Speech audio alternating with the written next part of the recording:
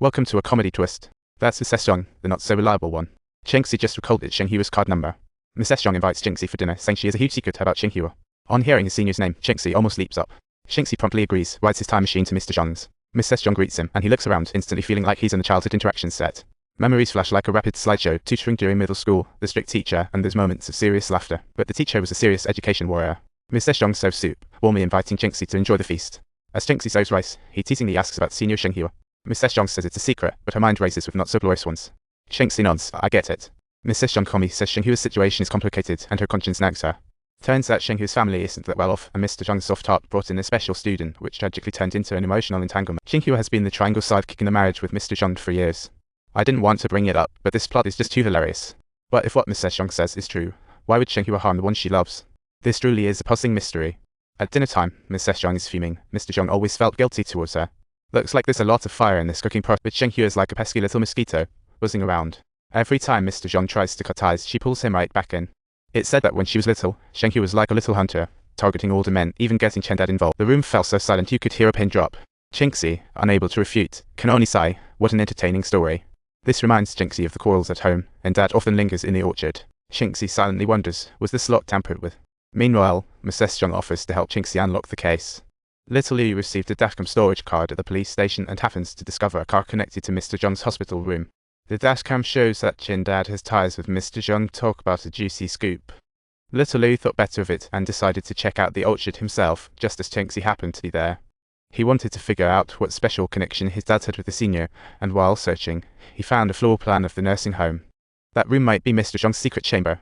Just then, Little Liu shows up, and Shenxi, clever as a fox, hides the blueprint. Little Liu goes straight for Chendad, while Shenxi's mind races with thoughts of his dedicated nurse identity. What a peculiar memory. Little Liu drops Shenxi off. Shenxi stares at the plan, convinced it's linked to Dad. What a spooky clue. Meanwhile, Mrs. Zhong is jolted awake by a screeching call.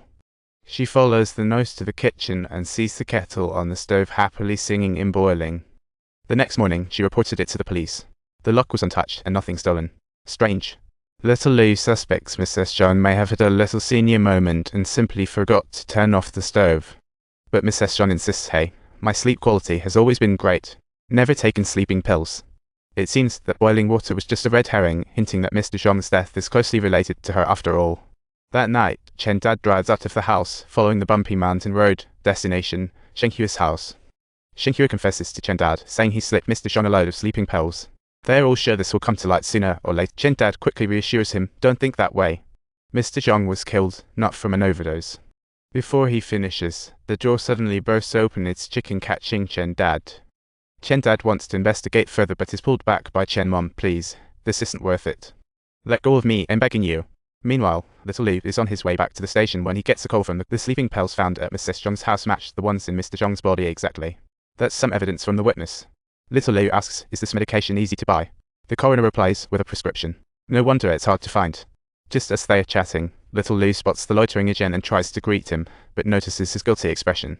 Agen is holding a plastic bag with the name of a pharmacy printed on it. Turns out there's a story behind it. But in the next moment, Agen unexpectedly takes off running. Catch him is Little Liu's instinctive reaction. Shenxi happens to pass by. What's up? Looking for my brother. Little Liu is angry, but focuses on solving the case. Shaking off Shenxi, he rushes back to the station. Half an hour later, a colleague says Chendad's phone is on. The location shows he's on a mountain. Following the signal, Little Liu reaches a dark house. Who would have thought it'd be such a trouble? A figure glides past, and when he wakes, he's tied to a chair caught in the crossfire.